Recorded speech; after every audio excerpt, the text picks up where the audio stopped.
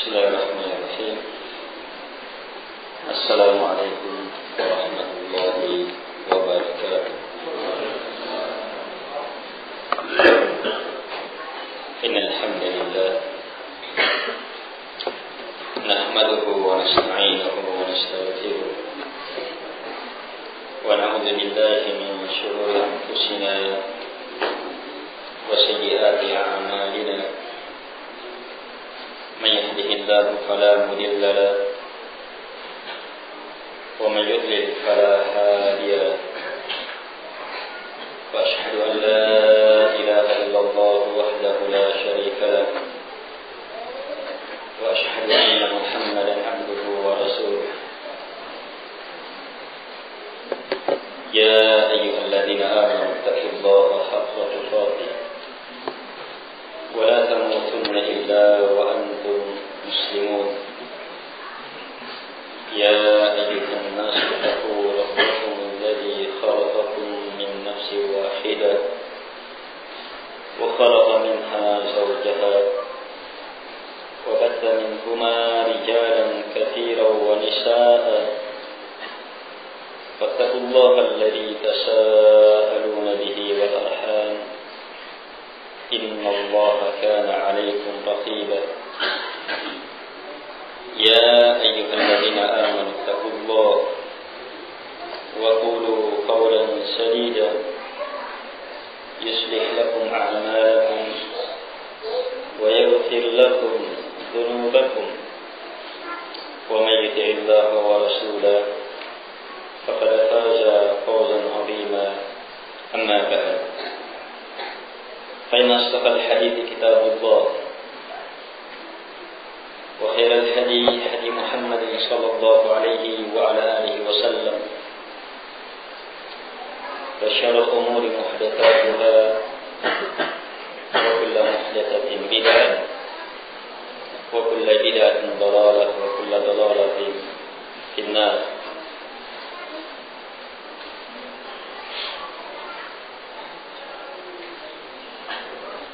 Baik, ikhwah rahimakumullah,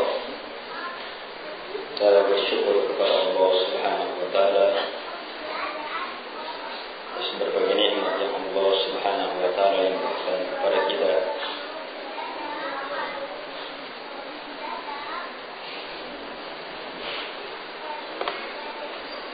Terkhusus di saat ini Allah Subhanahu wa taala kembali memberi nikmat besar kepada kita. Nikmat berkumpul di rumah dari rumah Allah Subhanahu wa taala. Nikmat salat jamaah, nikmat bermajelis ilmu. Yang kita harapkan semoga hal ini semakin mendekatkan kita kepada Allah Subhanahu wa taala. Jamaah yang dimuliakan oleh Allah Subhanahu wa taala. Kita lanjutkan kajian kita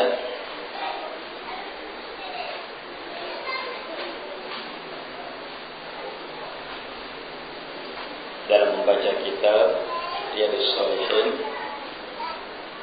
akhir pembahasan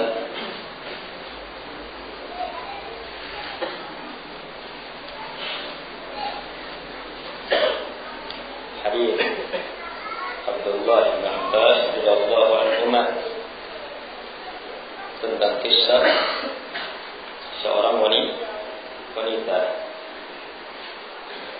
Ini ya, wanita yang betul-betul mengetahui kadar surga besar dan mulianya, yang mampu melihat sangat enteng penyakit yang menimpa dirinya kalau ternyata balasannya adalah surga.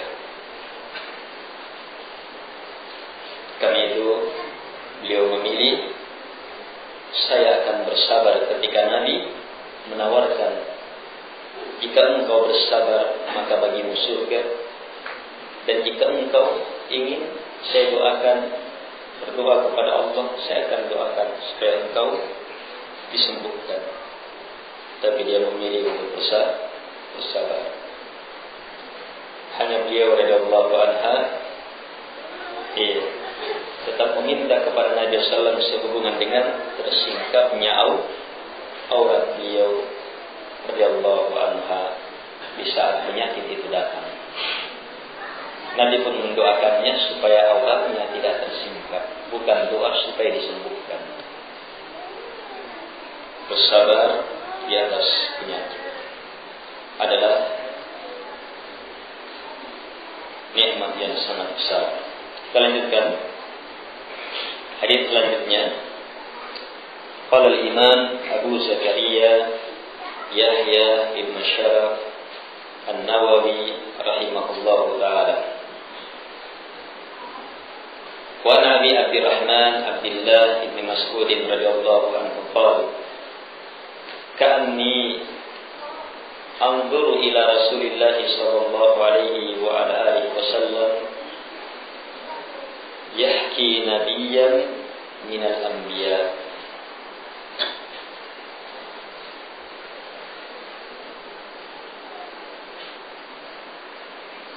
Salawatullahi wa salamuhu alaihi darabahu qawmuhu fa'admauhu faja'ala yamsahu dama an wajhi wa huwa yaqul Allahumma ighfir li qawmi fa innahum la ya'lamun. Muttafaqun alaih. Hadis ini diriwayatkan oleh Imam Al-Bukhari dan Imam Muslim. Dan ini menjadikan kita tenang untuk mengisi hati kita, mengukuhkan keyakinan kita dari apa yang terdapat dari hadis ini berupa ilmu, berupa ilmu, mutiara-mutiara hikmah, berupa cahaya yang sangat kita perlukan dalam kehidupan kita. Datang dari sahabat Abi Abdurrahman Abdullah ibn Mas'ud radhiyallahu anhu. Ini sahabat yang merupakan ulama dari ulama sahabat,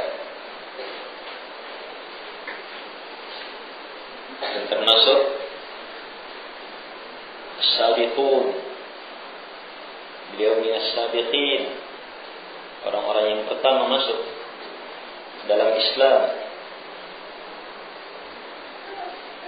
Dan Islamnya beliau karena kepintaran beliau radhiyallahu anhu. Masih ingat kisah keislaman beliau? Ketika itu Nabi dan Abu Bakar As-Siddiq radhiyallahu anhu turun dari gunung. Masih di awal-awal dakwah.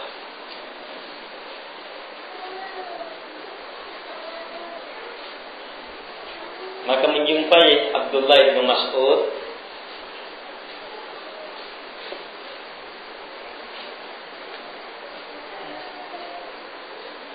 sementara menggembala kambing, menggembala domba atau menggembala ternak. Nabi SAW minta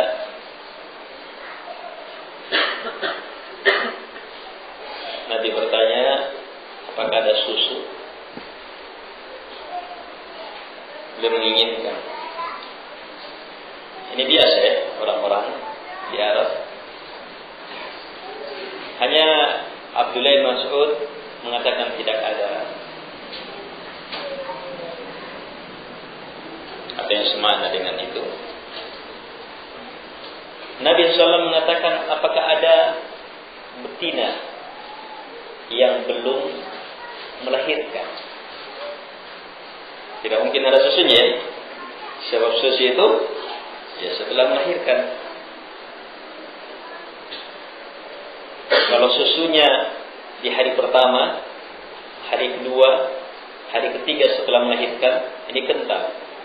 Ini dikenal dengan istilah kolostrum, istilah biasa herbal, kolostrum. Ini susu yang di hari pertama, kedua, itu yang paling luar biasa, berlipat-lipat dari setelah itu. Nabi tanya, adakah betina yang seperti ini? Katanya ada. Ya ada kalau itu. Maka Nabi SAW membaca ayat-ayat, dan Masya Allah, iya, betina ini Nabi perah dan mengeluarkan susu. Abu Bakar As-Siddiq menadahnya dengan batu yang berbentuk mangkok, diperah. Nabi bersama Abu Bakar minum, Abdullah bin Mas'ud juga dikasih. Setelah itu Nabi berlalu bersama Abu Bakar As-Siddiq radhiyallahu anhu. Nabi SAW berlalu. Abdullah bin Mas'ud setelah itu mendatangi Nabi SAW. Abdullah bin Mas'ud tahu betul siapa dua orang ini. Yang terkenal dan tersebar, dua orang ini pembawa agama baru. Orang yang beragama dengan agama baru. Yang menyebabkan terjadinya perpecahan hebat di tengah Quraisy. Beliau tidak peduli keadaan itu. Beliau tertarik dengan apa? Bacaan Rasulullah SAW. Katanya, ajarkan kepadaku kalimat-kalimat ini. Beliau pun menyatakan keislamannya dan betul-betul belajar sampai akhirnya menjadi bukan sekedar sahabat, tapi ulama dari ulamanya sahabat.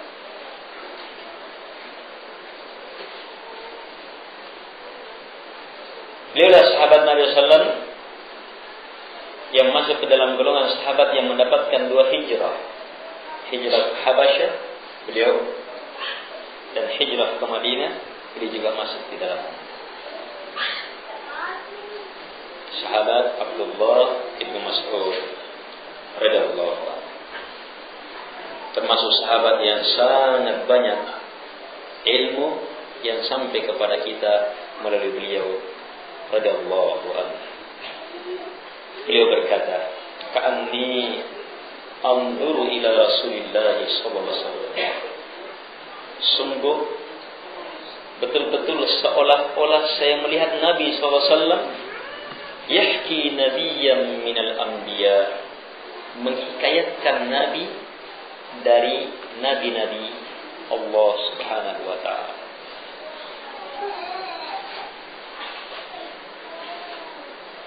Salawatullahi wa salamuhu alaihi. Jadi Abdullah bin Mas'ud menceritakan kepada kita bagaimana Nabi SAW menceritakan tentang seorang nabi.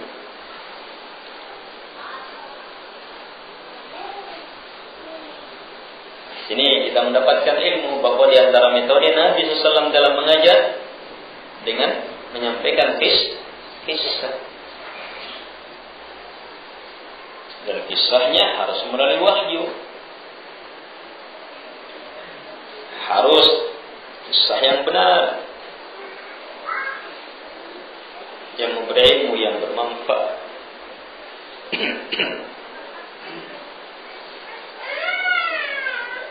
Dan pemaparan kisah ini juga berfungsi memperjelas bahwa Nabi Muhammad SAW betul-betul Nabi dan Rasulullah Subhanahu wa taala. Dari sisi mana? Dari sisi mana? Dengan pemaparan kisah ini bahwa yang memaparkan ini adalah Nabi dan Rasulullah Subhanahu wa taala. Dari sisi mana? Siapa yang bisa jelaskan?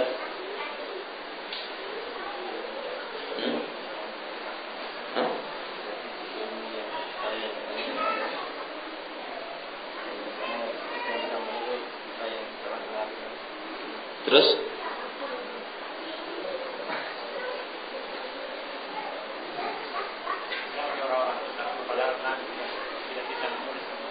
Itu dia. Ahsan. Nabi SAW tidak bisa membaca, tidak bisa menulis. Berarti tertutup pintu ilmu tentang berita orang terdahulu. Tapi kenapa beliau bisa sampaikan? Kalau itu tidak ada jalurnya, kecuali hanya melalui wahyu. Apalagi seperti kisah surah Yusuf, Nabi sampaikan. Kisah yang tidak bisa didatangkan oleh ahli kitab manapun. Yang merupakan turunan Nabi Yusuf.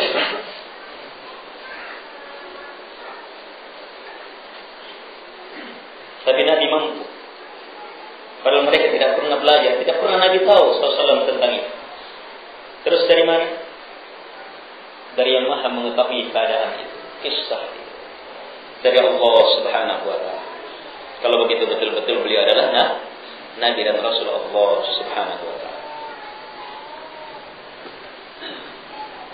Dan di sini Nabi mendidik umatnya agar supaya umat terdidik meneladani Nabi dan Rasul Allah Subhanahu wa Ta'ala di atas petunjuk Rasulullah sallallahu alaihi wa ala alihi wasallam. Nabi menghikayatkan seorang nabi dari nabi-nabi Allah Subhanahu wa Ta'ala. Darabahu qaumuh. Bagaimana kisahnya, hikayatnya? Kaum Nabi ini memukulnya. Jadi Nabi menghikayatkan bagaimana seorang Nabi yang kemudian kaumnya tidak menerima dakwah Nabi itu, justru memukul Nabi. Nabi menginginkan kebaikan kepada kaumnya dengan menyampaikan sesuatu yang paling berharga di muka bumi, dengan tulus, dengan ikhlas. Tapi kaumnya membalas dengan buruk sangka, justru dengan pukulan. Fa'admau, tidak sekedar pukulan. Fa'admau, mereka pun membuat Nabi itu bercucuran darah. Jadi bukan sekedar dipukul satu kali selesai, tapi pukulan-pukulan.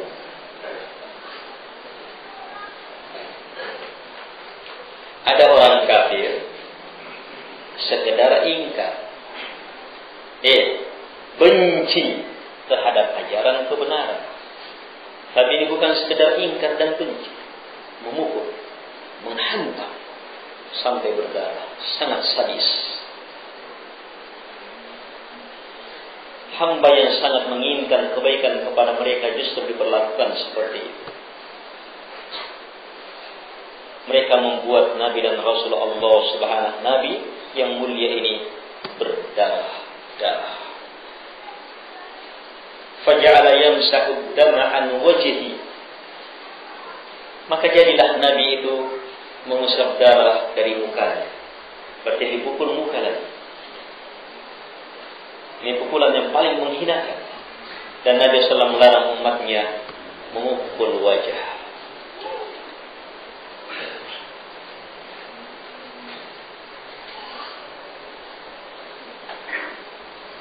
Mukanya dipukul.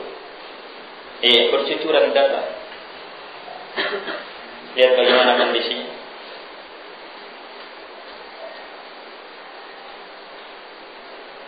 Nabi dan Rasulullah ini tahu betul posisinya dia, putusan. Tahu betul apa yang mau disampaikan ini, sesuatu yang paling berharga. Yang mana Nabi yang sangat mulia ini sangat merasakan nikmatnya luar biasanya ilmu ini. Nabi yang mulia ini justru ingin menyelamatkan umatnya dari bahaya kemudian alam barzakh, alam akhirat. Mengajak mereka kepada kebaikan. Tapi justru mendapatkan siksaan, pemukulan sampai berdarah di muka. Beliau pun mengusap darah di mukanya seraya berkata, "Ya Allah, ampunilah kaumku, karena sungguh mereka tidak mengetahui." Coba lihat kesabaran yang sangat luar biasa. Kita dalam berdakwah belum pernah dipukul.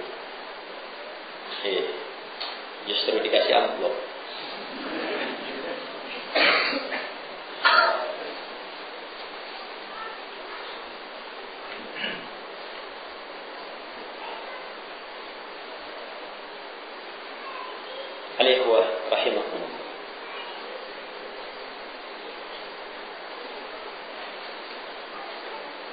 Allahumma ighfir li qaumi, ya Allah ampunilah kaum.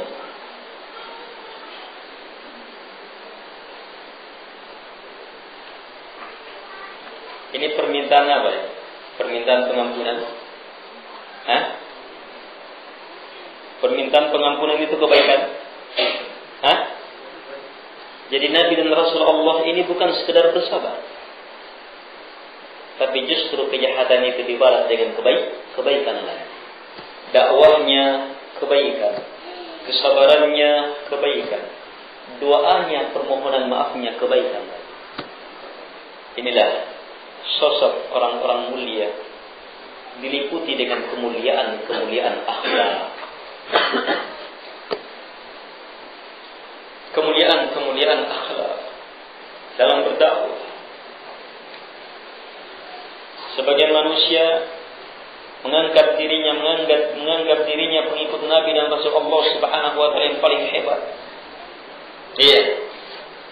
Tapi akhlaknya terhadap orang tuanya cacat, terhadap sahabat-sahabatnya cacat, terhadap mertuanya cacat, terhadap masyarakatnya cacat, terhadap teman bisnisnya cacat. Bersamaan dengan itu, semuanya adalah penjahat ketika tidak sejalan dengan dia. Hizb dan semacamnya.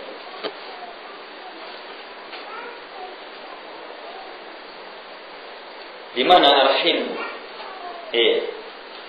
Arah ilmu akan berujung kepada kesempurnaan akhlak. Sudah lewat pembahasan al-aqidatul wasithiyah. Syekhul Islam Ibnu Taimiyah rahimahullah taala di akhir pembahasan menjelaskan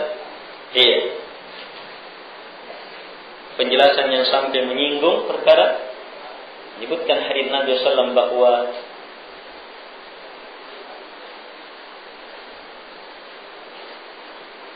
yang paling mulia keimanan kalian di antara kalian, yang paling beriman adalah yang paling indah akhlaknya.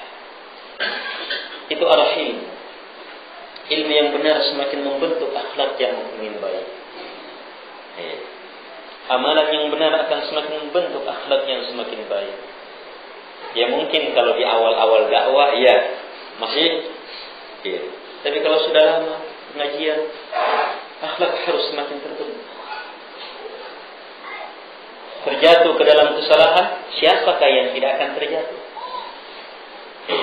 Kita tidak bermasalahkan orang bersalah atau tidaknya, siapakah yang tidak akan terjatuh? Yang bermasalah kalau sudah terjatuh, justru semakin mengakar dalam kesalahan. Itu sifatnya siapa?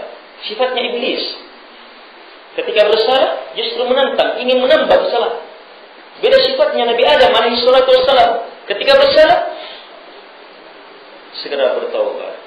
Kullu bani Adam khata' wa khairul khata'ina at-tawwabun. Semua anak cucu Adam pasti bersalah, dan sebaik-baik orang yang bersalah adalah yang bertaubat.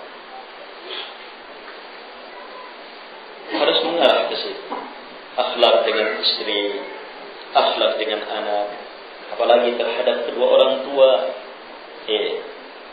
Orang tuanya orang tua kita terus ke atas.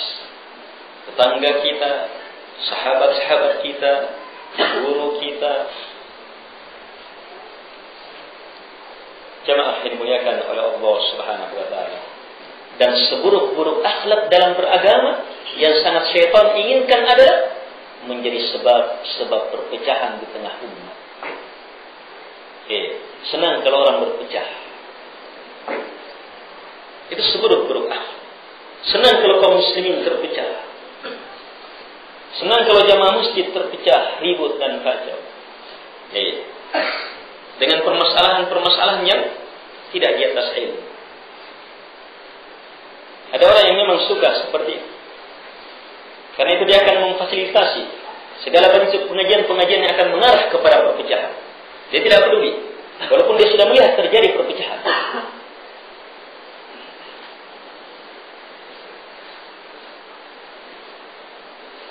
Al-ikhwah rahimakumullah. Nabi dan Rasul Allah Subhanahu wa taala adalah teladan yang sangat mulia dalam dakwah, kesabaran mereka, kekokohan mereka, ketabahan mereka, kemuliaan akhlak mereka, dan betul-betul keinginan mereka agar supaya umatnya selamat. Umatnya sudah menentang, menyakiti mereka bahkan, dan bersamaan dengan itu yang dilakukan oleh Nabi yang mulia ini justru mendoakan supaya kaumnya dimaafkan.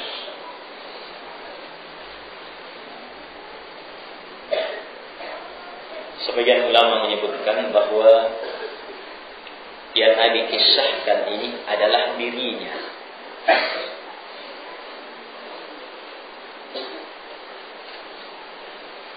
Dalam sebuah kisah, dalam peristiwa Taif, dikuatkan oleh sebagian ulama, di awal-awal dakwah, ketika Nabi melihat penduduk Quraisy Makkah, penduduk Makkah berat dalam menerima dakwah, maka Nabi mendatangi penduduk Taif. Ada harapan orang bisa menerima ajakan kemuliaan yang tiada tandingannya ini.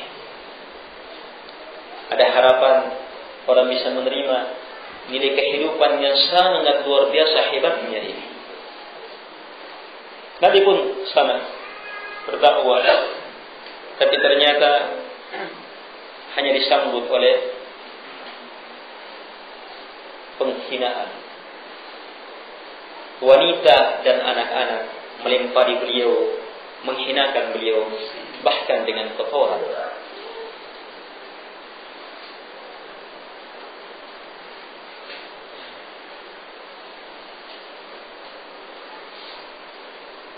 Kalau ada orang